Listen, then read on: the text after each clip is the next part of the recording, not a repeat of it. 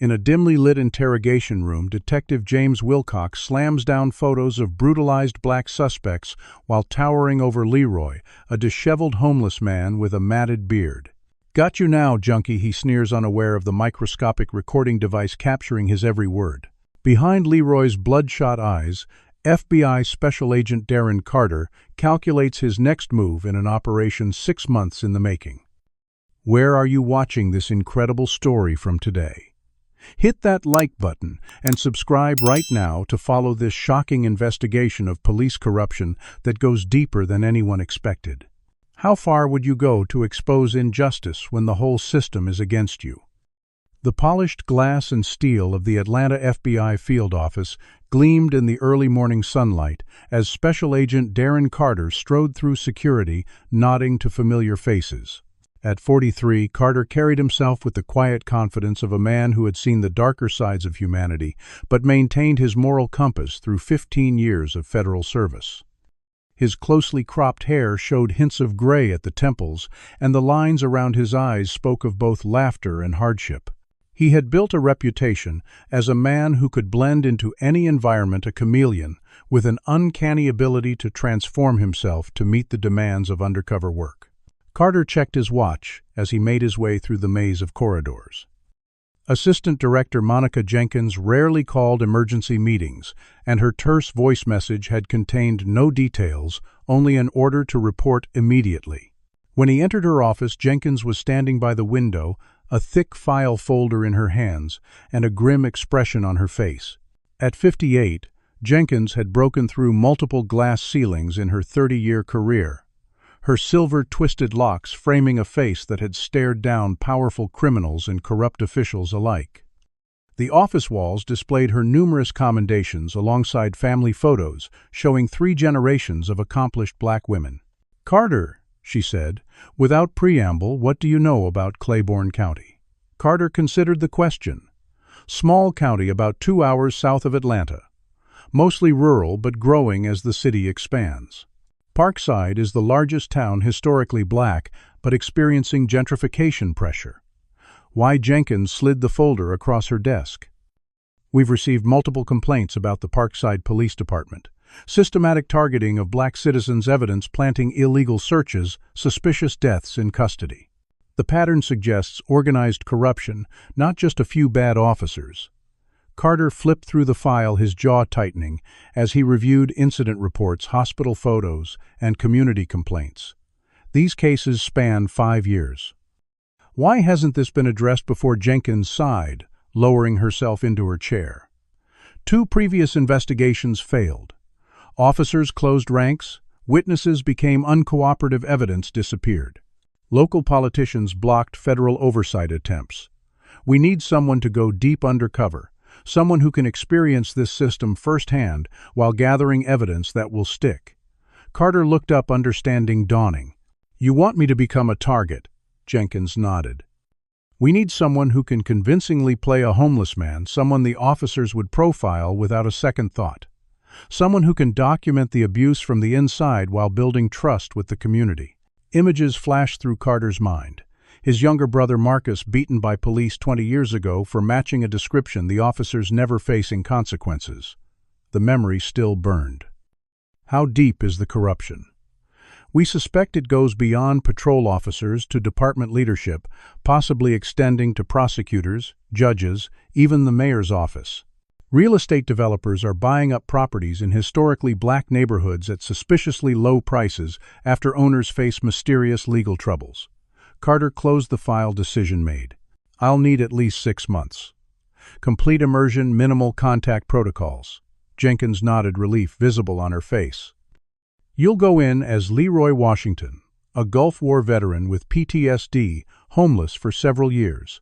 Agent Rick Torres will be your handler, running surveillance and emergency extraction if needed." The preparation began immediately. Carter worked with bureau specialists to transform physically, growing a beard, deliberately losing 20 pounds, studying the movements and mannerisms of homeless veterans suffering from PTSD and addiction. He practiced the 1,000-yard stare, the nervous tics, the weathered voice of a man who had seen too much and been forgotten by the country he served. Makeup artists taught him how to create the appearance of poor hygiene, even while maintaining actual cleanliness to prevent illness during the operation.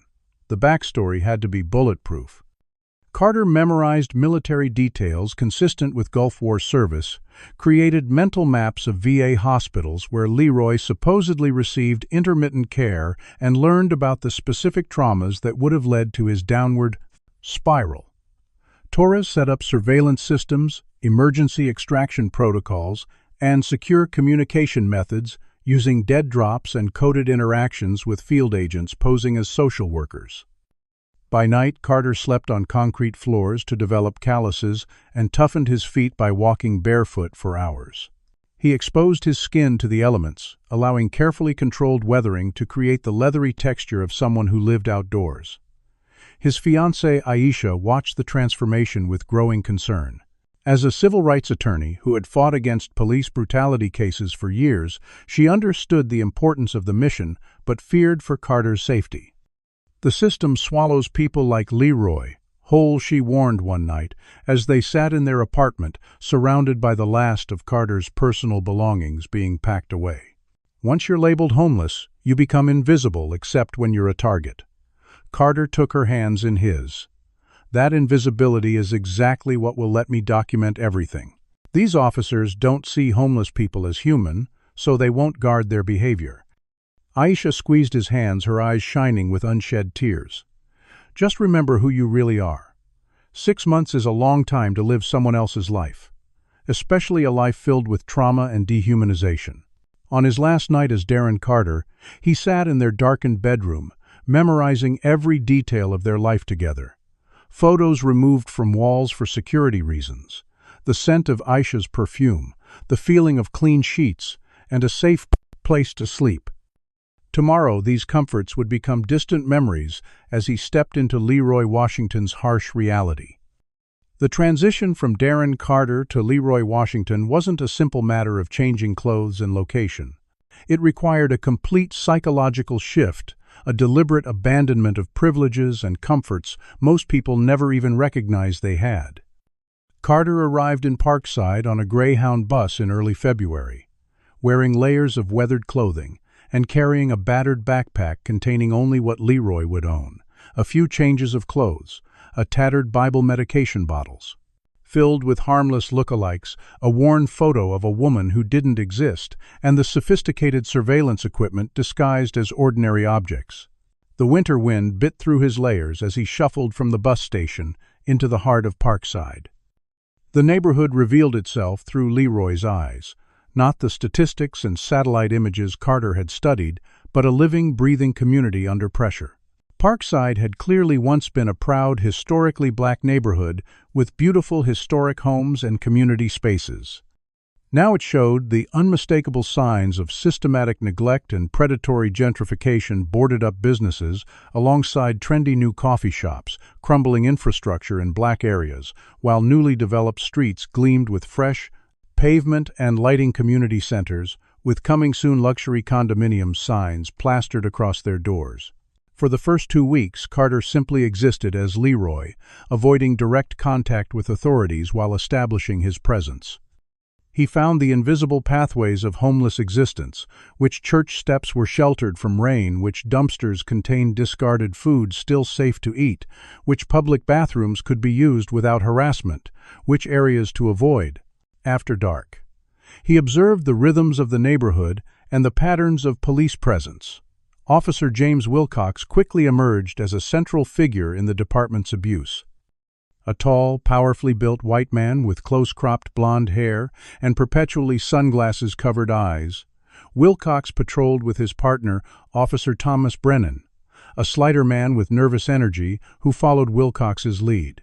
Without question, they operated with impunity, their cruiser appearing suddenly to harass black teenagers walking home from school, to demand identification from residents sitting on their own porches, to stop and frisk young men without cause.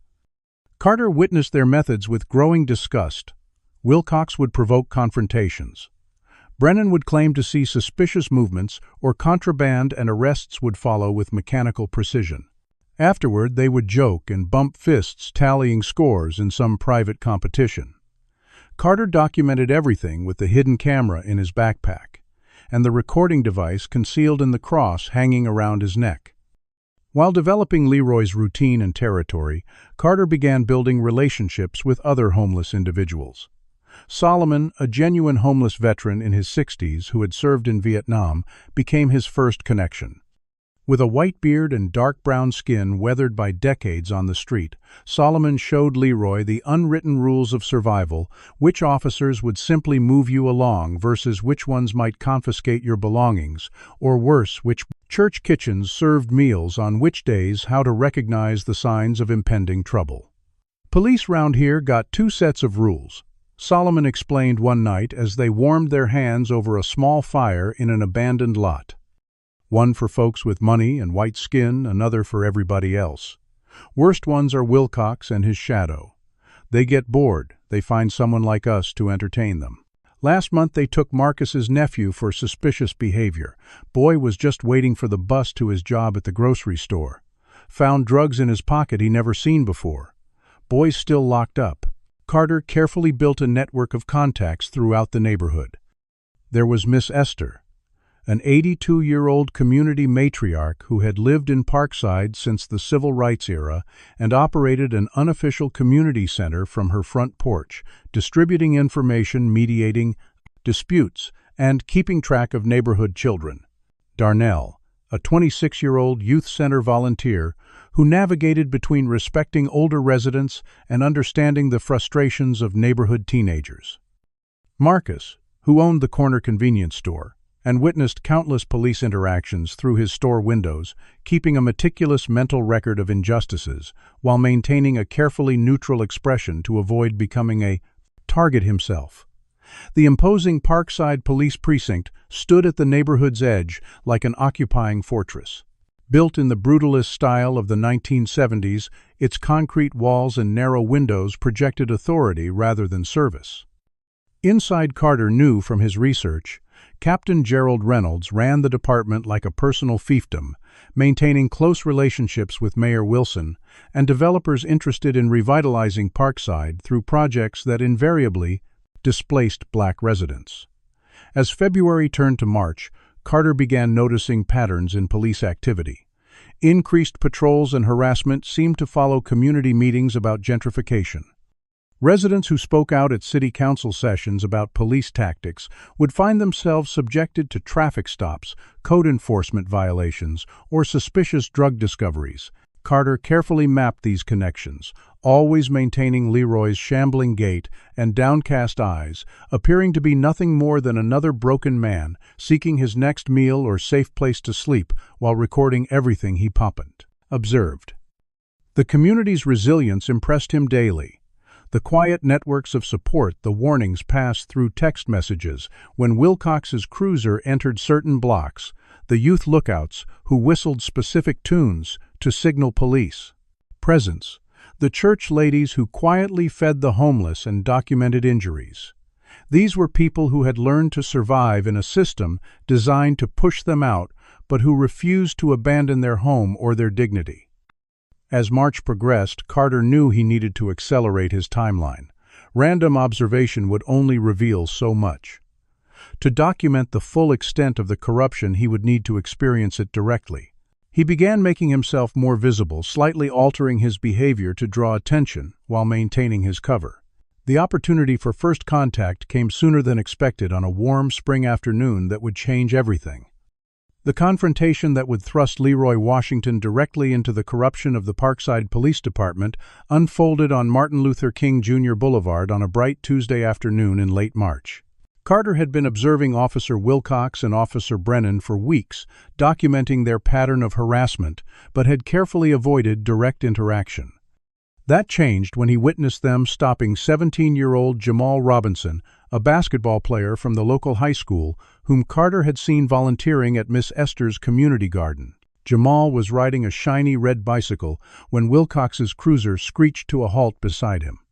"Where'd you get that bike, boy?" Wilcox demanded, already out of the car and advancing before Jamal could fully stop. "It's mine, sir," Jamal replied, his voice steady, despite the fear evident in his eyes. "My uncle gave it to me for my birthday last month." Brennan circled behind the teenager, hand resting on his holster. "We got a report of a stolen red bike. Step off it now." Carter watched from across the street, recording with his concealed devices as the situation rapidly deteriorated.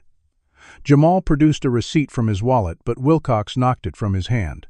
When Jamal instinctively reached down to retrieve it, Wilcox shoved him hard against a brick wall. "Resisting," he shouted, though Jamal had offered no resistance. Carter made a split-second decision, carefully calibrating his approach. He needed to intervene enough to become involved, but not enough to prevent an arrest that would get him inside the system. He shuffled forward, his gait uneven, playing up Leroy's nervous mannerisms. "Hey now, what's happening?" The boy wasn't doing nothing wrong, he called, his voice rough from weeks of limited use. Wilcox's head snapped toward him, eyes narrowing behind his sunglasses. "Back off, old man. Police business." Carter moved closer, playing the role of the well-meaning but naive homeless man. "I saw everything. He was just riding his bike, wasn't causing no trouble." Brennan stepped away from Jamal, hand still on his weapon. "You need to mind your own business unless you want to join him." Carter stopped, swaying slightly, as if unsteady. "Just saying what I saw. We're all God's children, ain't we?" The mention of religion seemed to further irritate Wilcox, who released Jamal into Brennan's grip and stalked toward Carter. "You stink of booze, old-timer. What's in that bag?" Turning to narcotics now, too. Before Carter could respond, Wilcox grabbed his backpack, roughly dumping its contents onto the sidewalk. Among Carter's carefully curated possessions, Wilcox suddenly discovered a small bag of white powder that Carter knew with absolute certainty hadn't been there before.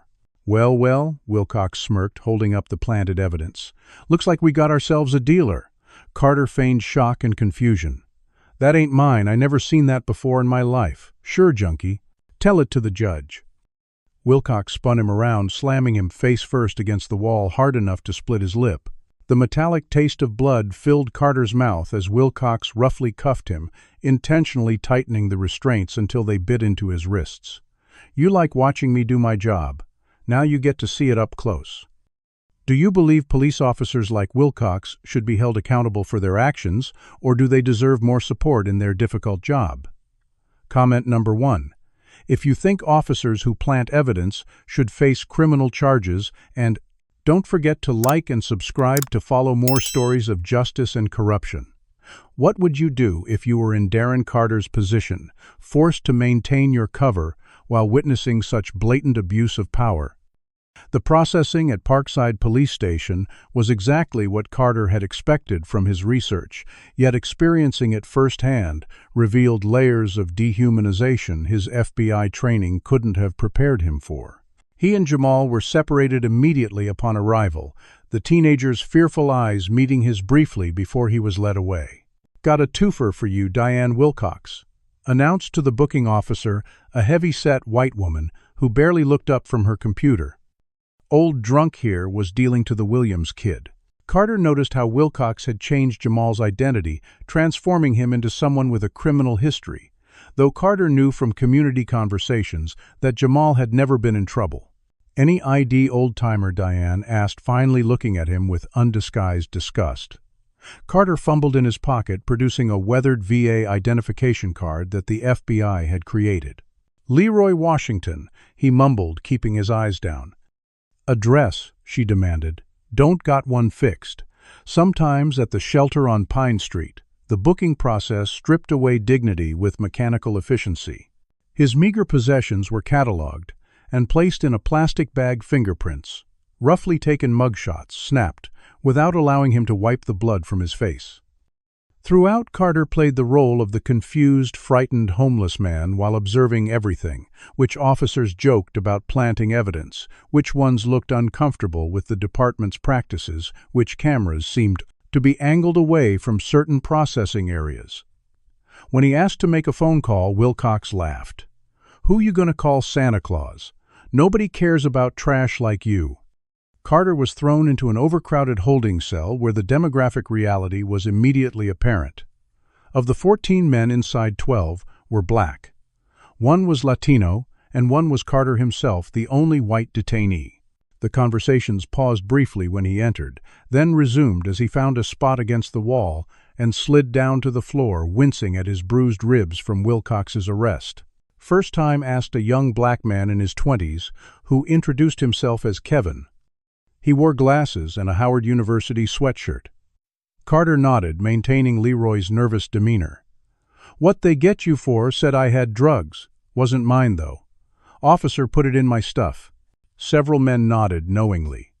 Wilcox asked an older man. When Carter confirmed, there were knowing looks around the cell. "Man's the devil himself," said Kevin. "I was walking to the library, said I matched a description. Only description was being black in Parkside. Took my phone when I tried to record him." Over the next 72 hours, Carter built relationships with his cellmates, sharing the meager food he was given, listening to their stories, and absorbing crucial information about the department's patterns. Meals came irregularly. Bathroom breaks were granted as privileges rather than rights, and medical attention for a diabetic detainee was deliberately delayed. Carter observed how certain officers, particularly those on Wilcox's shift, would take detainees to interview rooms that lacked cameras, returning them with fresh bruises and suddenly cooperative attitudes. From his vantage point, Carter identified key players in the corrupt system: Officer Lisa Mendez, who seemed uncomfortable with the treatment of detainees but remained silent; Sergeant Philip Donovan, who coordinated with Wilcox on which detainees to target for additional charges; and Booking Officer Tyler Schmidt, who Carter witnessed altering intake forms to match Wilcox's fabricated arrest scenarios. Most concerning were the patterns Carter observed in who was arrested and for what. Business owners who had refused to sell properties to developers, represented by Mayor Wilson's brother-in-law, faced drug charges. Community activists organizing against police brutality found themselves arrested for disorderly conduct or resisting arrest. Meanwhile, known drug dealers operating on certain corners received friendly nods from patrol officers. On the third day, Carter watched through the cell bars as Wilcox exchanged an envelope with a well-dressed man who arrived in an expensive car with developer logos. No one else seemed to notice or care about this obvious payoff happening in plain sight. When Carter was finally released without formal charges, exactly as he had expected, since the department typically used the 72-hour hold as punishment without bothering with court appearances for homeless offenders, he shuffled out of the station with his head down and his mind racing. The experience had confirmed his worst suspicions while providing invaluable first-hand evidence of the department's operations. Now he needed to get that evidence to Torres without blowing his cover. After his release, Carter carefully maintained Leroy's routine while processing everything he'd witnessed inside the precinct. The early April rain soaked through his layers as he made his way to the first dead drop location, a loose brick in the wall behind the public library, where he could leave a memory card for Torres to retrieve. FBI protocol required minimal direct contact during deep cover operations. Instead, they had established a system of dead drops, signals, and brief-coded interactions with field agents posing as social workers. Carter spent his days wandering Parkside streets, appearing aimless to casual observers, while methodically documenting police patterns and building community connections. He slept in different locations each night, sometimes in the shelter when beds were available, sometimes in abandoned buildings, occasionally in the makeshift camp where Solomon and other homeless individuals had established a tenuous community. The physical toll of homelessness became increasingly real. Despite his preparation, the constant exposure to elements, irregular meals, and vigilant stress of maintaining cover wore on him. His beard grew thicker, his clothes took on the genuine grime of street life, and the lines on his face deepened. When he caught glimpses of his reflection in store windows, he barely recognized himself.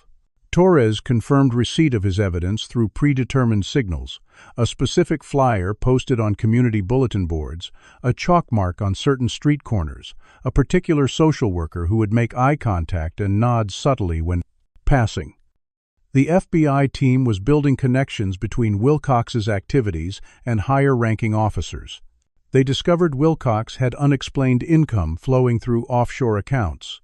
Officer Brennan's brother ran a bail bonds company that received preferential treatment for arrested Parkside residents, and Captain Reynolds' wife worked for Parkside Renaissance LLC, the primary development company buying properties in the neighborhood. Carter deliberately made himself more visible to Wilcox and Brennan, shuffling past their regular patrol routes, appearing in areas where they conducted questionable stops. He needed to observe their full operation without becoming a permanent target. Through careful observation and conversations with community members, Carter pieced together the department's methodology. They identified black business owners who refused to sell property, subjected them to increased surveillance, manufactured reasons for searches, and planted evidence when necessary. Community activists faced similar targeting, with officers disrupting meetings and arresting outspoken leaders on fabricated charges. Meanwhile, certain drug dealers operated freely, suggesting they either paid protection money or served as informants against community members the department wanted to remove. One rainy afternoon, Carter witnessed Wilcox and Brennan confronting Marcus, the convenience store owner, who had been documenting police misconduct. "Health inspection found some violations yesterday," Wilcox announced loudly enough for customers to hear. "Might have to shut you down." Marcus maintained a neutral expression. "Funny, no inspector came by yesterday. I was here all day." Brennan stepped closer. "Calling us liars. Maybe we need to check your storage room for expired products. Or other things." The implication was clear: refuse to cooperate, and drugs would appear in the store. Carter shuffled past, appearing to search trash cans while recording the interaction. Marcus noticed him and gave an almost imperceptible nod. They had developed a silent understanding over the weeks, with Marcus occasionally leaving food accidentally beside the dumpster where Carter would find it. Later that evening behind the store, Marcus whispered to Carter, "They're squeezing everyone who won't sell. Council meeting next week about the revitalization project. Suddenly everybody opposing it has legal troubles." This pattern repeated across Parkside, the beauty salon owner who found herself arrested for stolen property after speaking at a community meeting. The barbershop that suddenly faced code violations after its owner organized a police accountability group. The daycare center threatened with closure after families organized to protest police presence near schools. Carter's most valuable information came from an unexpected source: Solomon, his homeless veteran friend. The older man had survived on Parkside streets for nearly a decade and had observed patterns invisible to others. "Police got a system," Solomon explained one night as they shared a can of beans warmed over a small fire. "They take from us regular money phones medication. But it ain't random. They work with them property people. Before they start buying in a new area, cops clear us out first. Make it look safer for the white folks moving in." Solomon revealed that officers regularly stole from homeless camps, confiscated identification documents, making it impossible to access services, and extorted local businesses for protection from the very homeless population they were displacing. "Last month saw something I shouldn't," Solomon continued, his voice dropping lower. "Brennan and 2 officers I didn't recognize beating a man behind Marcus's store. Not arresting him, just beating him. Man was begging, saying he'd done everything they asked. They said it wasn't enough, that the boss needed results faster." The next day, Solomon disappeared. His sleeping spot in the abandoned warehouse district was empty, his few possessions gone. Concerned Carter began cautiously asking other homeless individuals if they'd seen him. No one had. The disappearance troubled Carter deeply. Solomon knew Parkside's hidden systems intimately and had survived its streets for years. He wouldn't have left voluntarily without telling anyone.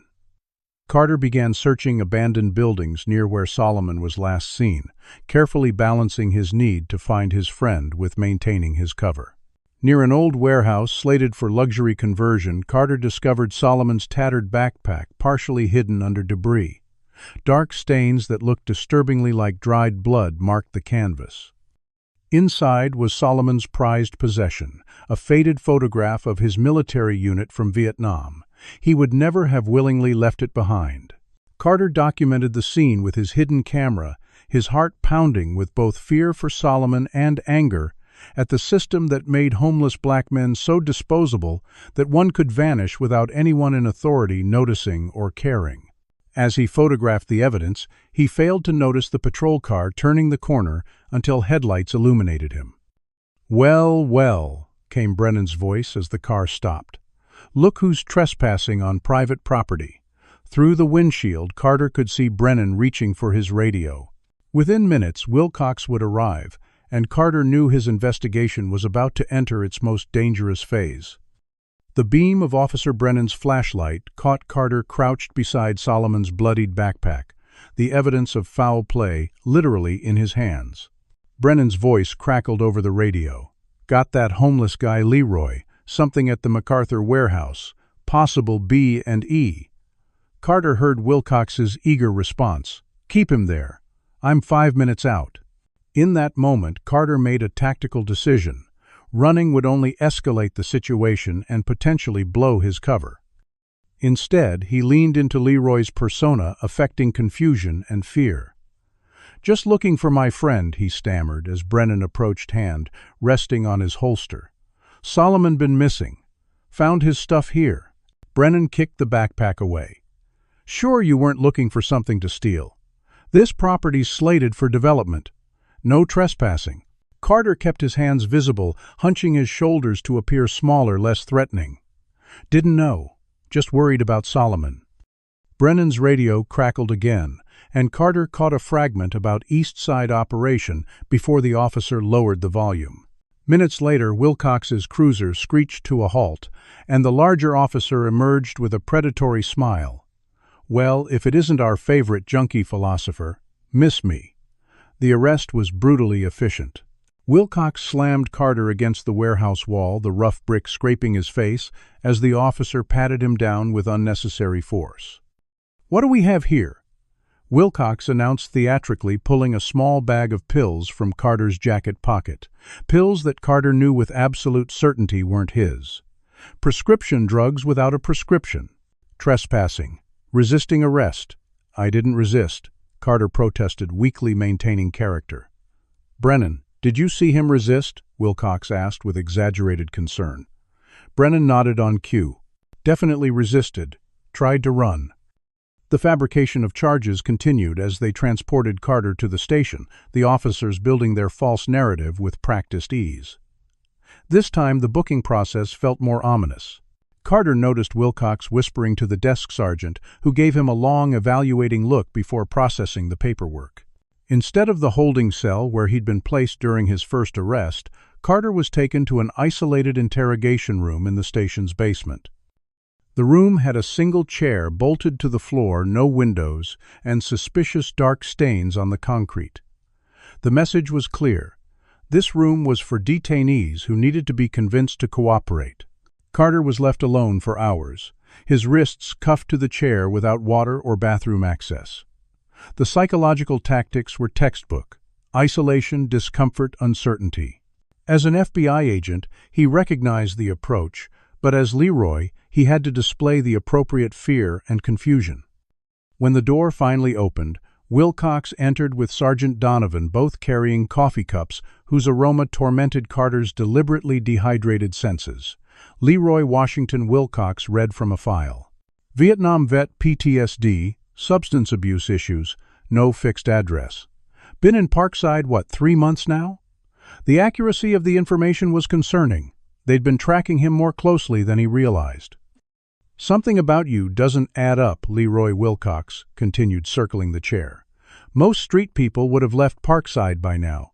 We make sure it's not comfortable for your kind. But you stick around, always watching, always turning up where interesting things happen." Donovan leaned against the wall. "You working with someone, Leroy. Maybe those community activists. Maybe a lawyer." Carter recognized the danger. They suspected something but weren't sure what. He needed to redirect their suspicions while gathering more evidence. "Don't know what you're talking about," he mumbled. "Just trying to survive." The interrogation continued for hours, with officers rotating in and out. They offered food that never came, promised leniency for information about community leaders, threatened additional charges. Throughout, Carter maintained Leroy's frightened but stubborn demeanor while using the opportunity to gather intelligence about the department's operations. During a moment when he was left alone with a rookie officer, Carter heard radio chatter about Operation Clean Sweep, apparently a planned mass arrest of homeless individuals and problem residents in Parkside's east side, timed to coincide with an upcoming city council vote on the redevelopment project. When they brought him a sandwich that had clearly been tampered with, he pretended to eat while actually hiding most of it in his sleeve, avoiding whatever substance they'd added. The night stretched endlessly as Carter fought fatigue and pain, carefully balancing the need to appear broken without actually breaking. Would you watch silently if you witnessed a police officer planting evidence, or would you speak up despite the potential consequences? Comment number 1. If you believe more undercover operations are needed to expose corruption, and make sure to like and subscribe for more stories about justice prevailing against powerful enemies. How long could you maintain a false identity while cut off from everyone who knows the real you? Meanwhile, outside the station, Agent Torres was growing concerned about Carter's missed check-ins.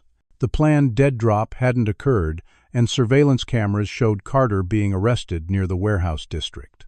Torres activated emergency protocols, deploying additional agents to monitor the situation while maintaining operational security. Torres couldn't risk direct intervention without endangering Carter's cover and potentially compromising months of evidence collection. At the FBI safe house, Torres reviewed Carter's latest intelligence dumps, particularly troubled by the connections between Reynolds Mayor Wilson and the development company. The corruption network appeared to extend beyond Parkside to neighboring counties, suggesting a criminal enterprise much larger than initially suspected. Across town, Aisha was watching the local news when a brief segment caught her attention: a protest at Parkside City Hall over increased arrests of homeless residents. The camera panned across a group of detainees being led to transport vehicles, and despite the beard and disheveled appearance, she recognized her fiancé among them. Years of legal training couldn't prevent the moment of panic as she reached for her phone, ready to call the precinct. Her finger hovered over the dial button before she remembered their agreement. No contact, no matter what, until the operation concluded. Instead, she called the emergency number Torres had provided, her voice steady, despite her racing heart. "I saw him on the news. Is he safe?"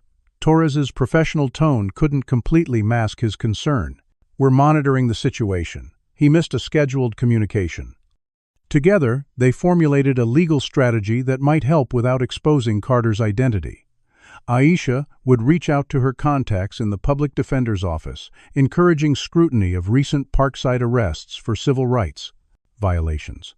This would create legitimate pressure on the department while maintaining Carter's cover. Back in the interrogation room, Carter was facing his most dangerous moment yet. Captain Reynolds himself had entered, dismissing the other officers with a gesture. Tall and imposing in his crisp uniform, Reynolds carried himself with the confidence of a man accustomed to absolute authority. His salt and pepper hair and carefully trimmed mustache created an image of respectability that had helped him maintain political support despite the department's controversial tactics. "Mr. Washington," Reynolds began, his voice surprisingly soft. "I hear you've been having a difficult time with some of my officers." The sudden shift to apparent concern set off warning bells in Carter's mind. He maintained Leroy's wary, exhausted demeanor. "Just trying to survive, sir." Reynolds nodded sympathetically. "I understand. Times are hard for many people. But Parkside is changing for the better. New opportunities, new development. Progress requires adjustment." The implied threat was clear beneath the reasonable tone. "Some of your friends have been less than cooperative with these changes. People like Marcus Johnson, Esther Williams, those activists at the community center. Perhaps you've heard things living on the streets. Perhaps you could help us understand the obstacles to progress." Carter recognized the recruitment attempt. Reynolds was assessing whether Leroy could be useful as an informant against the community. It was a dangerous opportunity that could either provide unprecedented access to the corruption network or lead to his immediate exposure if he appeared too eager or competent. Carter calculated his response carefully, presenting Leroy as a man driven primarily by self-preservation. "Don't want no trouble," he mumbled. "Just want to be left alone." Reynolds smiled thinly. Unfortunately, Mr. Washington, alone, isn't an option anymore. You've attracted attention. You can either be a problem or a solution. Problems in Parkside tend to disappear. The interview ended with Reynolds instructing officers to release Carter, but maintain surveillance. Consider your options, Mr. Washington. Officer Wilcox will check in with you tomorrow. I suggest you have something valuable to share with him. As Carter was processed for release, he observed a whiteboard in the sergeant's office with a map of Parkside's certain areas highlighted in red. The east side, predominantly black with the highest concentration of longtime residents who had resisted selling their properties, was circled with the notation CS Phase 1415, just 2 days away. Carter shuffled out of the station, aware of eyes watching him from patrol cars, feeling the trap closing around him. He had gained valuable intelligence, but at the cost of becoming a direct target of suspicion. His mission had entered its most dangerous phase, with Solomon still missing and a major police operation imminent. As he made his way through Parkside's darkening streets, carefully checking for surveillance, Carter knew he needed to warn the community while maintaining his cover and establishing emergency contact with Torres. The clock was ticking, and lives, including his own, hung in the balance. The morning after his release, Carter performed a careful surveillance detection route through Parkside, doubling back entering and exiting shops and using reflective surfaces to identify any followers. He was being watched. A patrol car with Officers Mendez and Rivera maintained distant observation, occasionally speaking into their radios. The surveillance confirmed Captain Reynolds' interest, but also created an opportunity. If they believed Leroy might be useful, they would give him limited freedom to prove himself. Carter shuffled toward Miss Esther's house, where community members often gathered on her porch for coffee and conversation. He needed to warn them about Operation Clean Sweep without revealing his true identity or triggering police suspicion. As expected, Miss Esther was holding court on her immaculate porch, surrounded by neighbors discussing recent arrests. At 82, she commanded respect throughout Parkside, her decades as a civil rights activist and community organizer, giving her words substantial weight. Carter approached hesitantly, playing up Leroy's discomfort with groups. "Miss Esther, could I trouble you for some water?" Her sharp eyes evaluated him before softening. "Of course, child. Come sit before you fall down." As she handed him a glass of ice water, Carter positioned himself so observers couldn't read his lips. Between grateful sips, he murmured, "Police planning something big on the 15th East Side. They're calling it Clean Sweep, targeting homeless and anyone fighting development." Miss Esther's expression never changed, though her hand briefly tightened on her cane. "The Lord provides warnings to those who listen," she said, loudly enough for others to hear. "Thank you for the reminder about our church meeting on the 15th. We should make sure everyone knows to attend." Her network would spread the warning while appearing to discuss church business.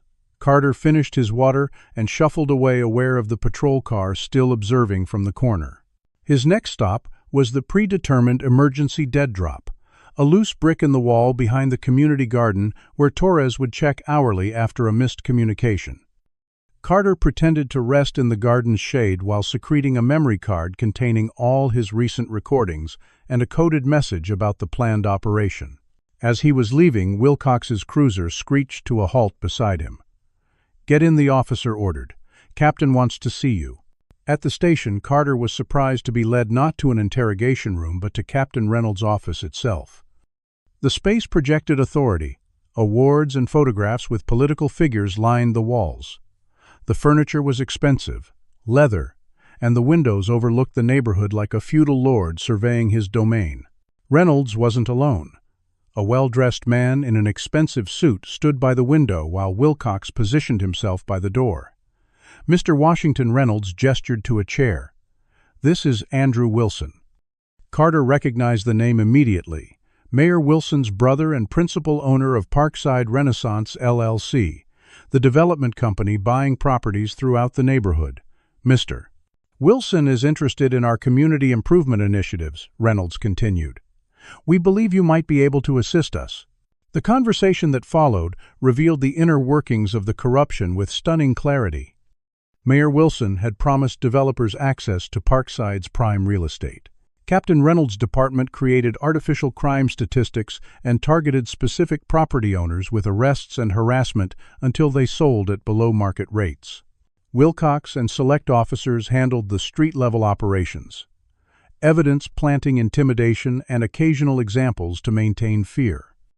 "We face resistance from certain community elements," Wilson explained, treating Carter like a servant rather than addressing him directly. "People who don't understand progress requires change." Reynolds leaned forward. "You move through Parkside unnoticed. You hear things. We need to know who's organizing the resistance, where they meet, what they're planning, before the council vote next month." Carter carefully calculated Leroy's response. Fearful yet pragmatic, a man who would cooperate to save himself. "What's in it for me?" he asked, eyes downcast. Wilcox laughed. "How about not disappearing like your friend Solomon?" The casual confirmation of his suspicions about Solomon's fate sent rage coursing through Carter, but he maintained his performance. "I need somewhere to stay. Food. Little money." Reynolds nodded. "Reasonable requests. Officer Wilcox will arrange accommodations. You'll report directly to him daily. Consider yourself a confidential informant now, Mr. Washington." As the meeting concluded, Carter realized he'd achieved unprecedented access while entering extreme danger. They would be watching him constantly, expecting results. Any mistake would likely prove fatal. For the next week, Carter walked a treacherous line. During days, he operated as the department's reluctant informant, providing just enough legitimate information about public meetings and community concerns to maintain credibility while protecting key community leaders. He learned the full scope of Operation Clean Sweep, coordinated arrests of homeless individuals and community activists, before an upcoming city council hearing on the redevelopment project, with evidence already prepared for planting. At night, when Wilcox believed him secured in a motel room, Carter slipped out through a bathroom window to establish dead drops for Torres, warning the community through coded messages passed via trusted contacts like Darnell and Marcus. His dual role provided unprecedented intelligence. He learned the corruption extended beyond Parkside to 3 counties, with judges signing warrants without question, prosecutors dropping charges against certain individuals while pursuing others aggressively, and politicians receiving kickbacks through consulting contracts with development companies. The network operated with sophisticated efficiency, having refined their methods over years without federal scrutiny. The turning point came when Wilcox, increasingly trusting Leroy's cooperation, invited him to his home for a gathering of officers. "Need you to point out some troublemakers in some photos," he explained. Carter recognized the extraordinary opportunity and risk. Wilcox's ranch-style home in a predominantly white suburb revealed much about the man. Military memorabilia decorated the walls alongside police commendations. In his office, Carter noticed photographs connecting Wilcox and several other officers to known white supremacist organizations, carefully framed to appear as innocent gatherings to casual observers but unmistakable to trained eyes. While pretending to identify community troublemakers in surveillance photos, Carter discovered a folder labeled Neighborhood Cleansing Initiative containing detailed plans for systematically removing black residents from valuable properties through coordinated legal and extra-legal tactics. When Wilcox stepped out to join his colleagues in the backyard, Carter quickly photographed key documents with his concealed device. He also found personnel files revealing Wilcox's troubled history: discharged from military service for excessive force against civilians in Iraq, domestic violence complaints that disappeared from records and employment at 3 previous police departments where he faced similar allegations before being quietly transferred rather than prosecuted. Have you ever been in a situation where you discovered someone wasn't who they claimed to be? Comment number 1. If you believe undercover operations are justified to expose systematic corruption, and don't forget to hit that like button and subscribe for more stories about justice in unexpected places. Would you risk your life to expose corruption, or would you prioritize your own safety when confronted with powerful enemies who operate above the law? The gathering of officers revealed even more than Carter had anticipated. As the evening progressed and alcohol flowed freely, the officers spoke openly about department operations, unaware that Leroy, seemingly dozing in a corner chair, was recording everything. "Next week's operation needs to send a message," Sergeant Donovan declared. "Council votes on the full redevelopment package in May. Can't have people thinking they can oppose progress." Officer Brennan raised his beer bottle. "Already got the warrants ready. Judge Morris signed whatever Reynolds put in front of him. Evidence is packaged and ready." Wilcox laughed, a sound devoid of humor. "Best part is the community center. Got enough product to put Reverend Banks away for 20 years. Plant it during the raid, discover it during the search. By the time anybody can prove anything, the bulldozers will already be rolling." The conversation shifted to specific targets: community leaders who had organized opposition to the development plans. Carter listened with growing alarm as they discussed not just arrests, but plans to permanently silence certain activists before the council hearing. "Some problems can't be solved with handcuffs," Wilcox said. His voice lowered, though still audible to Carter's trained ears. "Reynolds authorized whatever necessary means to ensure the vote proceeds without interference." The implications were clear. They were discussing potential killings disguised as accidents or random violence. Carter maintained his appearance of semi-consciousness while his mind raced cataloging names and calculating timelines. The operation planned for the 15th would be more than mass arrests. It could include assassinations of key community figures. As the gathering wound down, Wilcox shook Carter awake. "Time to get you back to your cage, informant." On the drive back to the motel, Wilcox was unusually talkative, perhaps loosened by alcohol. "You know why I became a cop, Washington, to keep certain people in their place. My grandfather owned property in a neighborhood like Parkside, worked his whole life for it. Then integration happened, and suddenly his property values tanked. Died broke because the wrong element moved in." Carter made non-committal sounds, encouraging Wilcox to continue his revealing monologue. "What we're doing in Parkside isn't just about making money, though the money's good. It's about restoration, putting things back the way they should be." By the time they reached the motel, Carter had recorded a confession that connected the corruption to explicit racial motivation, exactly the evidence needed to elevate the case to a federal civil rights prosecution. The revelation about planned violence against community leaders created a crisis point in the investigation.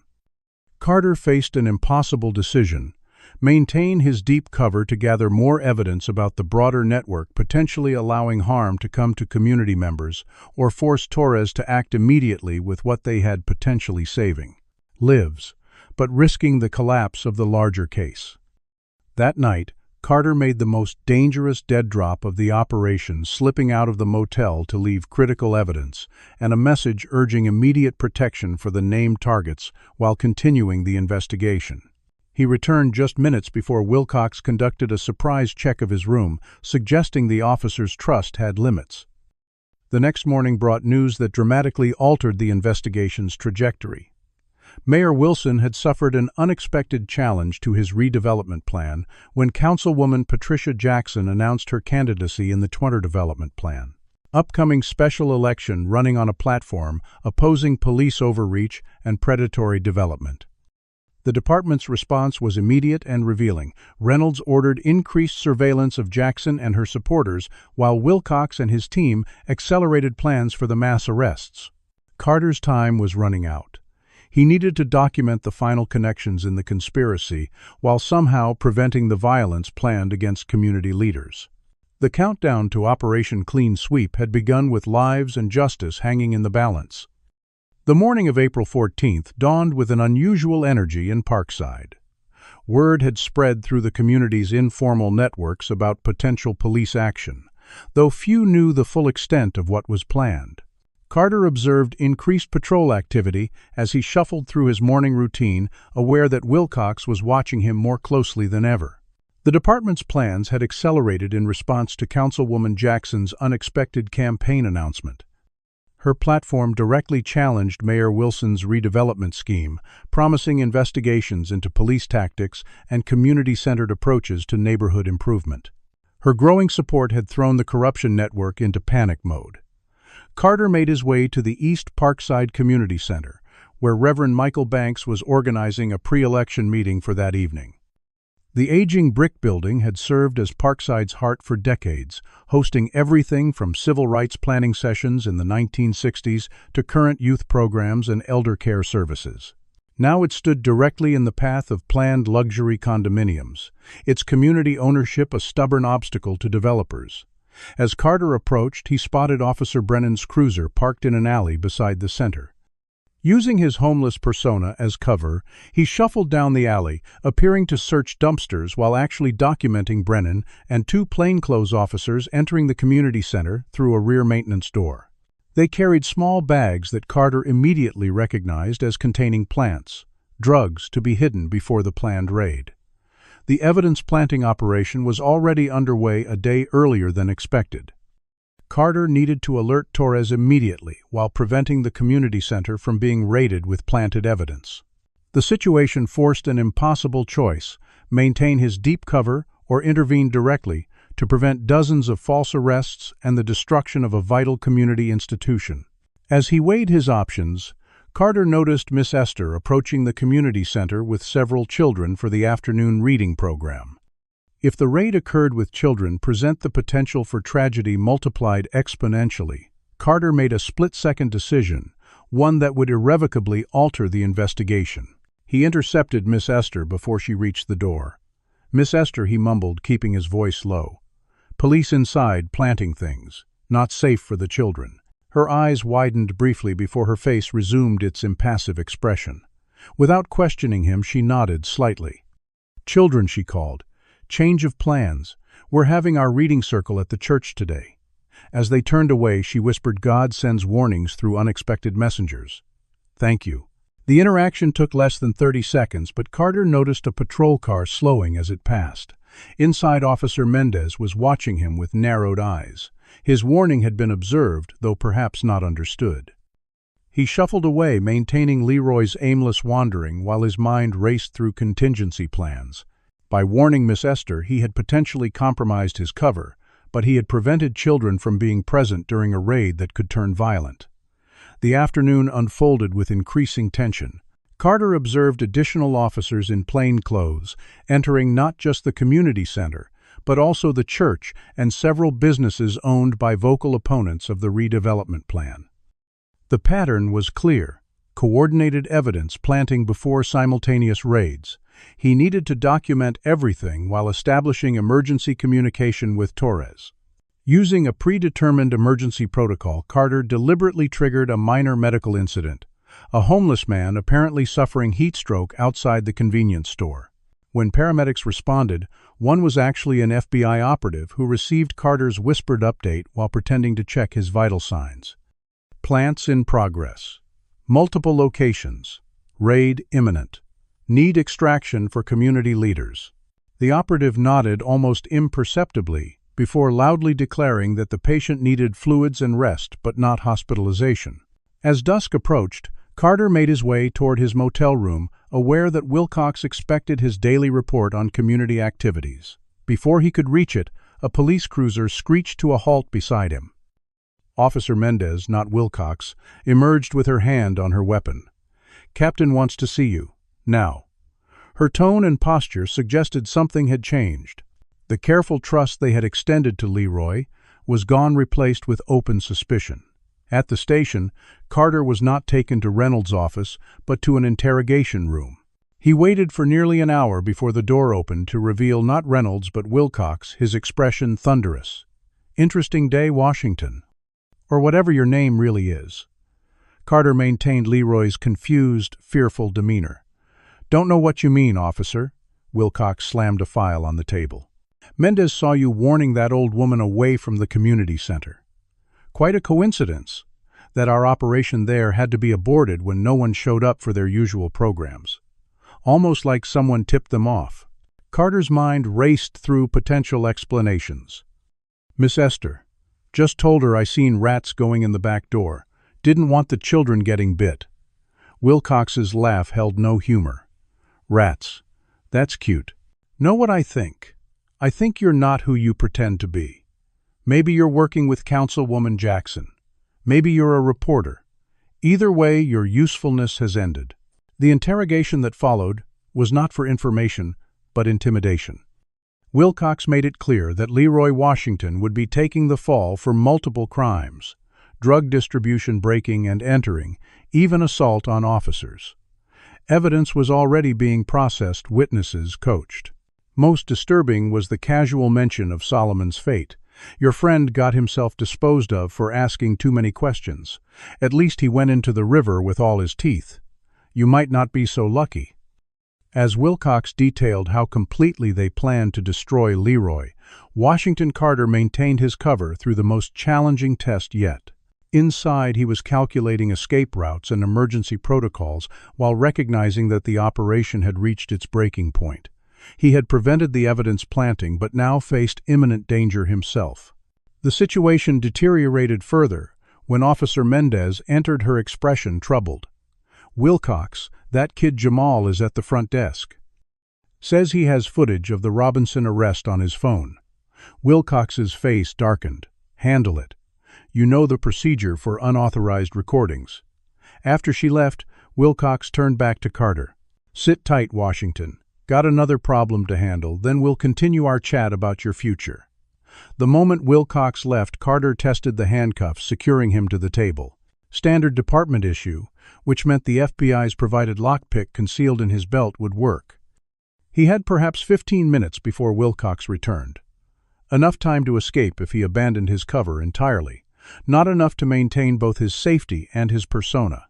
The choice was made for him when he heard raised voices from the lobby, followed by what sounded like a struggle. Peering through the interrogation room's small window, he saw officers dragging Jamal toward the back of the station, the teenager's face already bloodied from an apparent assault. The sight crystallized Carter's decision. The corruption had escalated beyond evidence gathering to immediate threats to life. Using his training, he freed himself from the handcuffs and retrieved his emergency extraction phone from its hiding place, sewn into his jacket lining. The text to Torres was brief: "Cover blown. Extraction needed. Evidence planting in progress. Civilian in danger." The response came seconds later: "Hold position. Team 4 minutes out."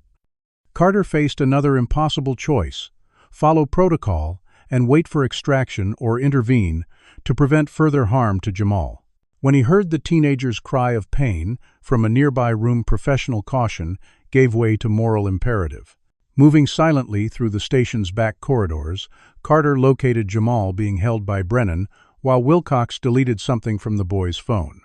"That's the last copy," Jamal was saying through bloodied lips. "I already uploaded it to the cloud." Wilcox's response was a backhanded slap that sent Jamal sprawling. "Then you'll give us the password, or this becomes the worst night of your life." Before Carter could intervene, alarms blared throughout the station. His empty interrogation room had been discovered. In the momentary confusion, Carter made his move, bursting into the room and driving his shoulder into the unprepared Brennan. "Jamal, run!" he shouted, his voice. No longer Leroy's tremulous tone, but Agent Carter's authoritative command. The teenager didn't hesitate, bolting for the exit as Carter grappled with Brennan. Wilcox recovered quickly, drawing his weapon.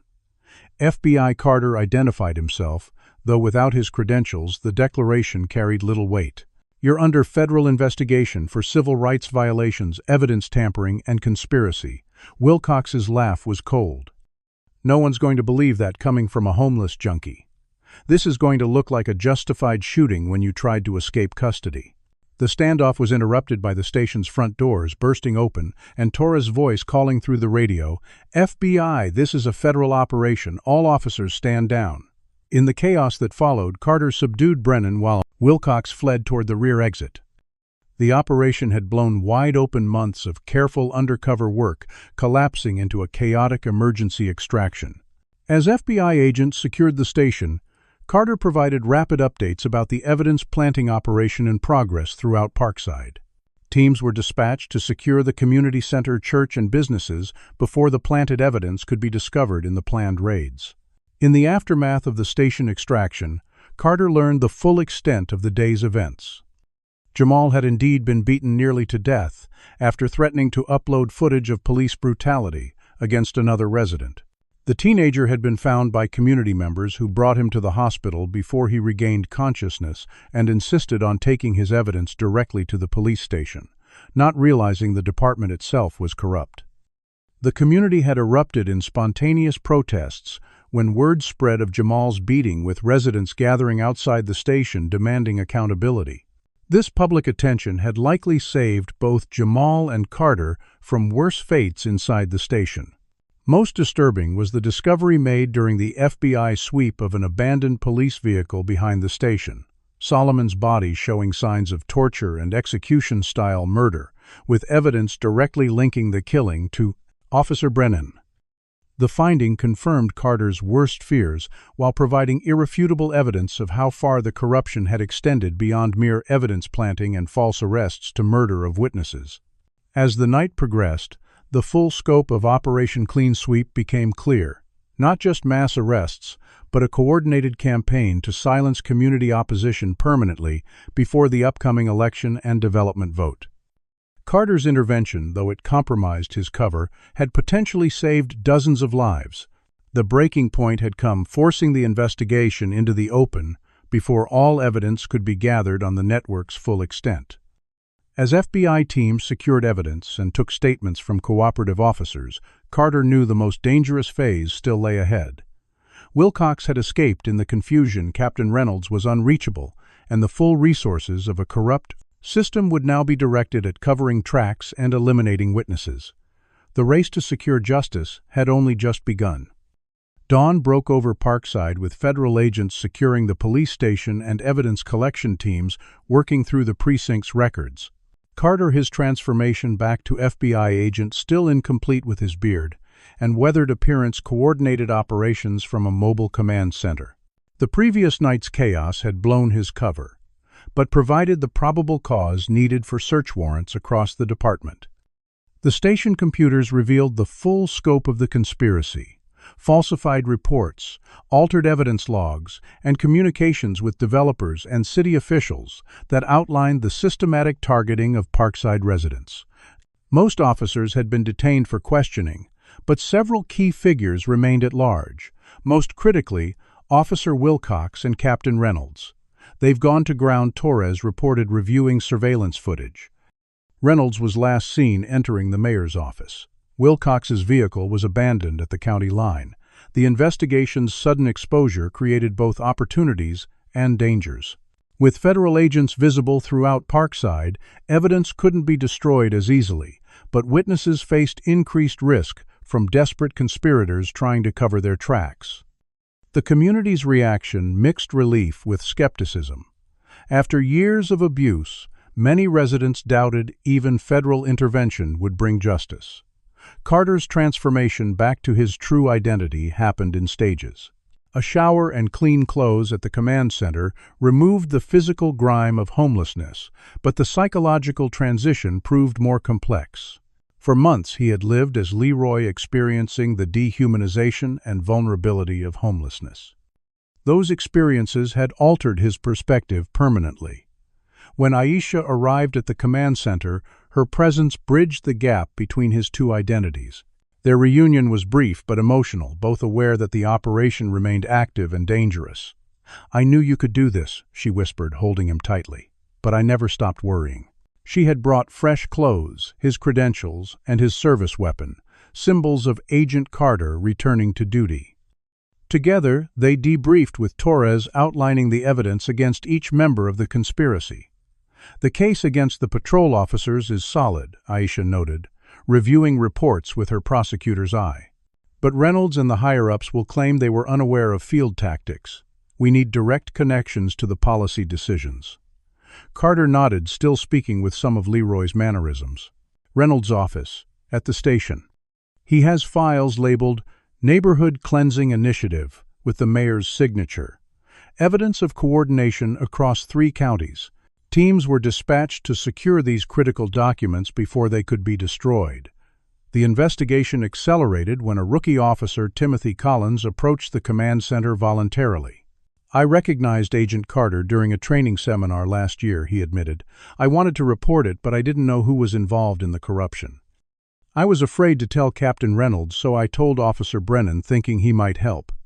His decision had nearly cost Carter his life, but now provided valuable testimony about the department's internal operations. Collins revealed that after learning Carter's identity, Reynolds and Wilcox had set a trap feeding Leroy false information about an evidence storage location to confirm their suspicions. When Carter attempted to document it, they had planned to make him disappear like Solomon and others who had threatened their operation. "They have a system," Collins explained. "Problems get solved permanently. Then cases get assigned to specific detectives who classify them as robberies gone wrong or drug deals. Judge Morris signs off on whatever paperwork they provide." The scope of the corruption became clearer as more officers accepted immunity deals in exchange for testimony. The operation extended beyond Parkside to neighboring Westfield and Pinehurst counties with coordinated targeting of black homeowners who refused to sell to specific developers. Judges signed warrants without reviewing evidence. Prosecutors dismissed cases against connected individuals, while pursuing others aggressively, and county commissioners approved zoning changes that benefited developers who made substantial campaign contributions. By mid-afternoon, the investigation faced its most dangerous moment. Intelligence suggested Wilcox had not fled, but gone into hiding within Parkside itself, possibly preparing to eliminate witnesses before they could testify. Surveillance footage from a convenience store camera showed him entering an abandoned warehouse in the same area where Solomon's belongings had been found. "He's cornered and desperate," Carter told the tactical team. "That makes him more dangerous than ever." Before they could mobilize to apprehend Wilcox, a call came from the precinct. A man claiming to be Wilcox had requested to speak with the FBI agent who played homeless. Against protocol, but recognizing the opportunity, Carter took the call. "Impressive operation." Agent Wilcox's voice came through surprisingly calm. "Didn't make you for federal. Thought you were working with the community groups, or maybe a journalist." "It's over, Wilcox," Carter replied. "We have your records testimony from your colleagues. Everything. Come in peacefully." Wilcox chuckled. "Not how this ends. See, while you were playing homeless, I was making copies, insurance files. Everything Reynolds and the mayor did everybody who took payments. If I go down, the evidence goes public. But if I disappear safely, those files stay buried." "That's not how this works," Carter countered. "You don't get to negotiate after what you've done." "I'm not negotiating," Wilcox responded. "I'm explaining reality. You got the foot soldiers. Congratulations. But the generals walk away clean unless I decide otherwise. I'm offering a trade. My insurance files for safe passage." The call ended abruptly, leaving Carter with a tactical dilemma. The insurance files could potentially expand the case to higher levels of government, but pursuing them meant potentially allowing Wilcox to escape justice. While the tactical team prepared to apprehend Wilcox at the warehouse, Carter received unexpected assistance from the community he had lived among. Marcus from the convenience store approached the command center, with security footage showing Wilcox entering not the warehouse, but a storage facility owned by Mayor Wilson's brother. Miss Esther arrived with records of unusual police activities she had documented for years, providing context for the department's evolution under Reynolds. Darnell brought several teenagers who had secretly recorded police harassment on their phones despite the risk. Most surprisingly, community members revealed they had been conducting their own documentation project for months, initiated by Aisha before Carter's operation began. She had trained community leaders to safely record police interactions, creating a parallel evidence collection system outside official channels. This community-gathered evidence provided crucial context and corroboration for Carter's findings. As the FBI prepared to move against Wilcox, they received an urgent call from Officer Mendez, who had been monitoring the station's communications. "Wilcox is planning to transfer your agent," she reported. "Not to a storage facility, to Reynolds' hunting cabin outside county lines. They're saying it's for additional questioning, but I heard them discussing making him disappear like others who threatened the operation." The revelation forced immediate action.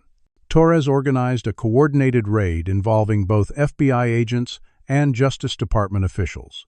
Carter, still bearing the physical appearance of Leroy, but now armed and wearing a tactical vest over his clothes, joined the operation against protocol, insisting his knowledge of the players was essential. The raid caught Reynolds, Wilcox, and several officers in the act of preparing to transport a handcuffed man they believed was still under their control. The evidence seized in the raid was overwhelming, not just Carter's recordings and the community documentation, but financial records showing kickbacks, officer testimony secured through immunity deals, and Wilcox's own insurance. Files detailing the entire operation from its inception.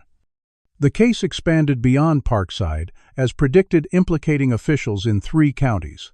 Mayor Wilson faced federal charges for his role in coordinating the harassment campaign and receiving kickbacks from developers.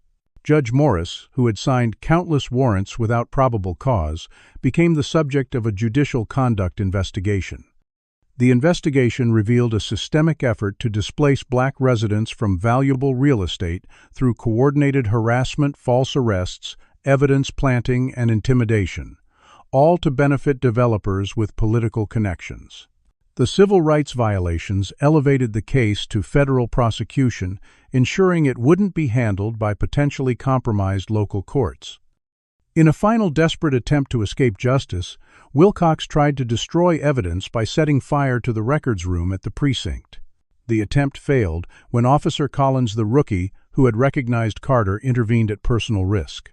Collins' actions, though initially misguided, ultimately demonstrated that even within the corrupt department, some officers maintained their integrity and chose justice when given the opportunity. As federal agents secured the last suspects and evidence, Carter stood outside the precinct watching the community gather. Their expressions mixed tentative hope with the wariness of people who had seen promises of justice broken too many times before. The system that had oppressed them remained largely intact, despite this one operation. Councilwoman Jackson approached him, her campaign signs visible throughout the crowd. "Agent Carter, or should I still call you Leroy?" she asked with a slight smile. "Your work here is important, but what happens when the federal agents leave? We need structural change, not just arrests." Her question highlighted the investigation's limitations. Removing corrupt individuals wouldn't automatically transform the systems that had enabled their abuse. As the sun set over Parkside, Carter knew the most challenging phase still lay ahead, ensuring that justice was truly served, not just through prosecutions, but through the community transformation that would prevent such corruption from prosecution. Taking root again. The federal courthouse in downtown Atlanta stood as a monument to legal authority, its marble columns and imposing facade designed to inspire confidence in the justice system. For the residents of Parkside who filled the public gallery 6 months after the raids, that confidence remained fragile as they awaited the verdict in United States v. Reynolds et al. Darren Carter sat in the front row beside Aisha, both dressed in professional attire that contrasted sharply with the homeless existence he had lived during the investigation.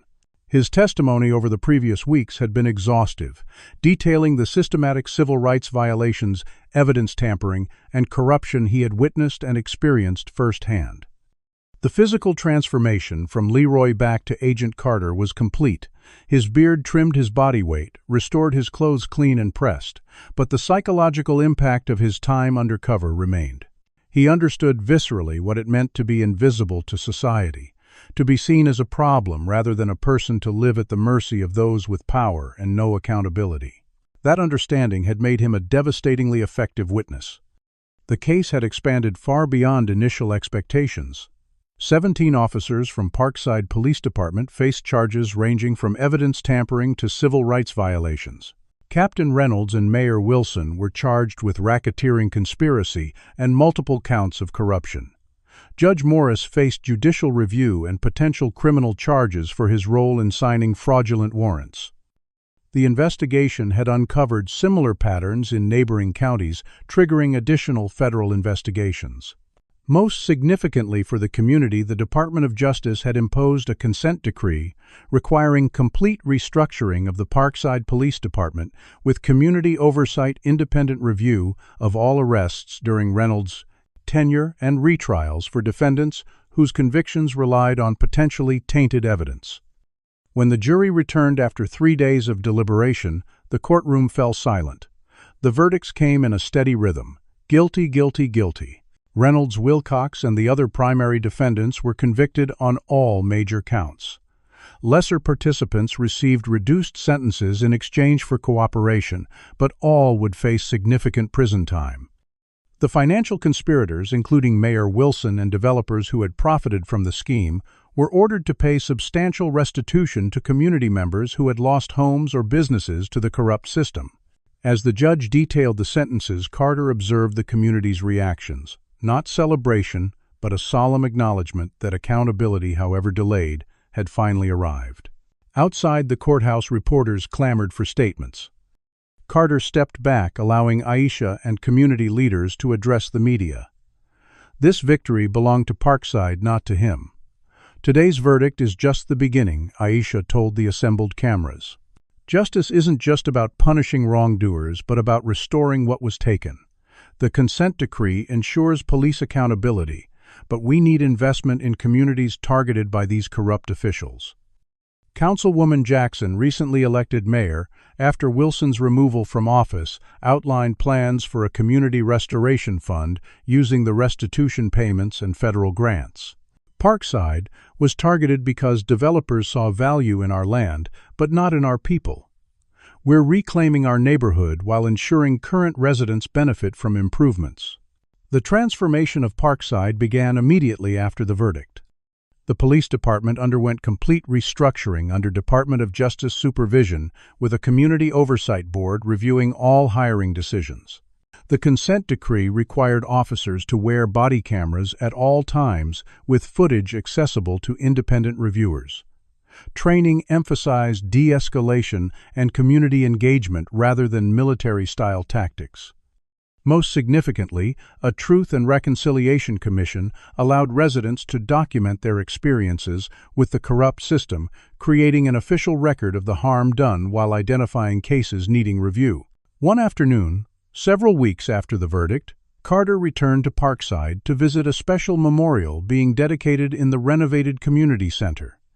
The building that Wilcox had planned to raid with planted evidence now housed expanded youth programs, legal aid services, and a community development corporation helping residents purchase their rental homes.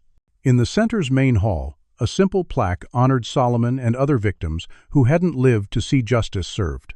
Miss Esther, now heading the Community Oversight Board despite her 83 years, welcomed Carter with a warm embrace.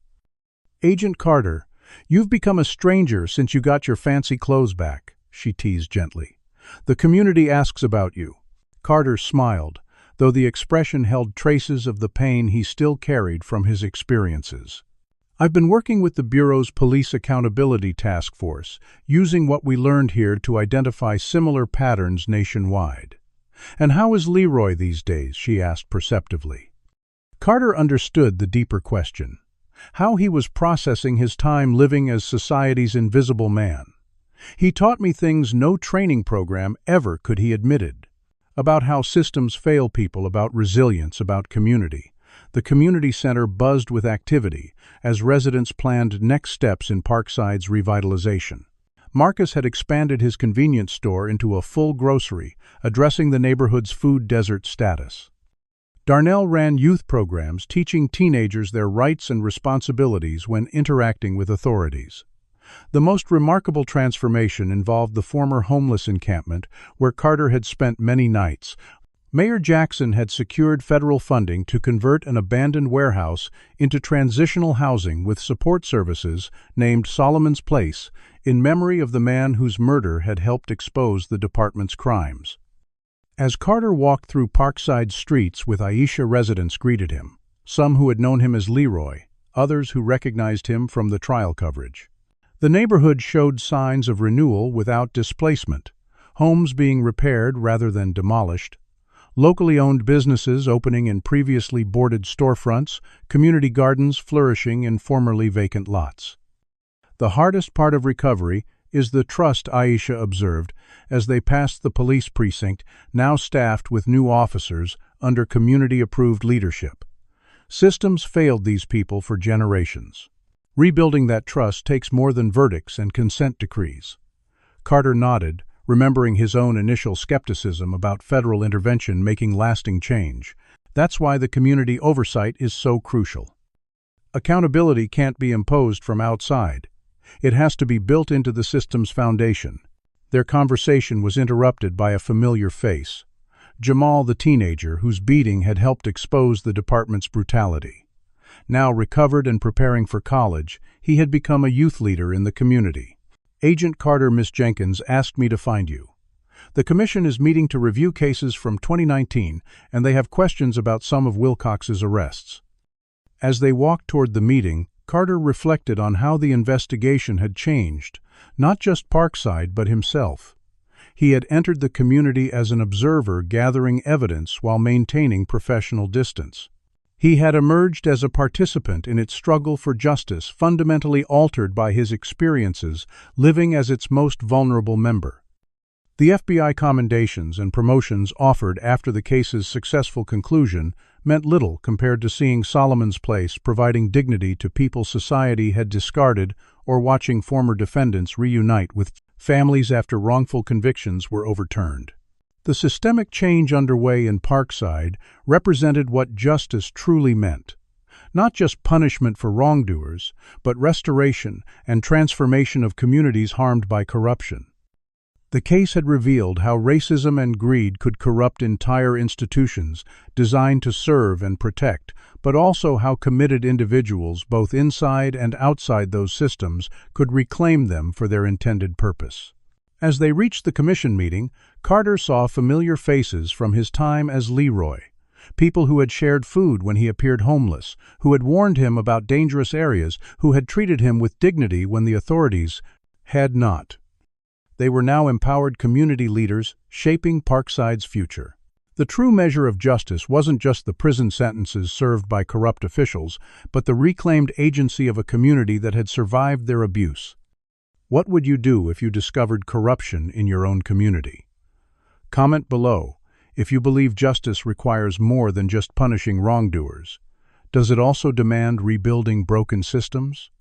Hit that like button if you found this story of undercover bravery inspiring, and subscribe for more true stories about fighting for justice against powerful enemies. Share this video with someone who needs to understand how seemingly invisible people can ultimately change an entire system. Thank you for watching this journey from injustice to accountability. Remember that real change begins when someone refuses to accept that wrong is normal. Badge of Injustice teaches us that systemic corruption flourishes in shadows while targeting the most vulnerable. True justice requires more than removing corrupt individuals. It demands rebuilding systems that allowed abuse to thrive. Agent Carter's transformation from observer to participant shows how experiencing injustice firsthand creates deeper understanding than academic knowledge ever could. His journey reveals that people society renders invisible possess crucial perspective and resilience. The story demonstrates how racism becomes institutionalized when power goes unchecked, creating parallel systems of justice, one for the privileged, another for marginalized communities. It exposes how economic interests often drive discriminatory practices under the guise of progress or development. Perhaps, most importantly, this narrative proves that accountability requires community involvement. When federal agents eventually departed, Parkside lasting change came from residents empowered to oversee their own institutions. Miss Esther's community documentation, Darnell's youth programs, and the Oversight Board represent sustainable solutions. The lesson extends beyond police departments to all institutions wielding power. Transparency, accountability, and diverse representation aren't just ideals, they're practical safeguards against corruption. When systems fail to protect vulnerable populations, transformation requires both internal reformers and external pressure, working together toward justice that restores rather than merely punishes. Have you ever witnessed injustice and felt powerless to stop it? Or perhaps you've been the lone voice speaking up when everyone else remains silent. Share your experiences in the comments below. Your story might inspire someone else to take a stand against corruption. If this account of fighting systemic racism moved you, please hit that like button to help others discover this important story. The struggle for justice requires allies from all backgrounds. Subscribe to join our community of storytellers and truth seekers, exploring the realities faced by marginalized communities across America. For those with friends or family who still don't understand how institutional racism operates, sharing this video could open meaningful conversations about how power structures affect different communities unequally. Together, we can build systems where justice truly serves everyone, not just the privileged few. Thank you for bearing witness to Agent Carter's journey and the courage of Parkside's residents. May their story inspire us all to recognize injustice in our own communities and find the courage to address it regardless of personal cost.